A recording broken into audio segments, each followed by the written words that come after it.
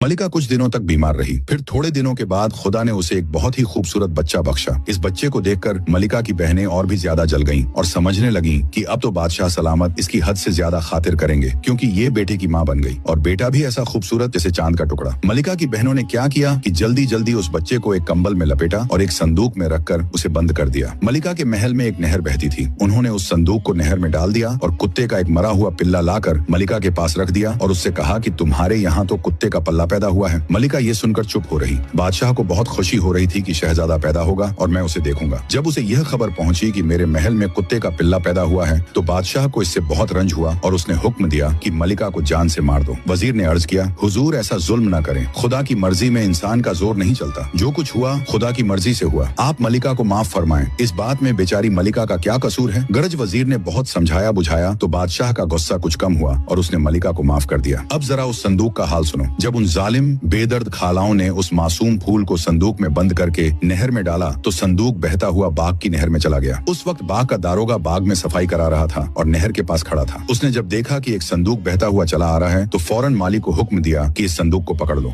माली संदूक को लेकर दारोगा के पास आया। जब दारोगा ने संदूक खोला तो क्या देखता है कि एक खूबसूरत फूल सा बच्चा उस संदूक में पड़ा अपना अंगूठा चूस रहा है। दारोगा समझ गया कि ये बच्चा महल की तरफ से बहता हुआ आया है और महल की किसी बेगम का है। मगर उसने सोचा, मुझे क्या जरूरत है कि इस बच्चे का हाल पूछूं? मेरी कोई औलाद न थी। खुदा ने अपने फजल से मुझे ऐसा खूबसूरत बेटा बख्शा। वो उस बच्चे को लेकर अपनी बीवी के पास गया और कहा, लो बीबी, अल्लाह ने हमें फर्जंद बख्शा है। दारोगा की बीवी ने बहुत मोहब्बत से उस बच्चे को गोद में लिया, उसे अच्छे अच्छे कपड़े पहनाए और बहुत आराम से पालने लगी।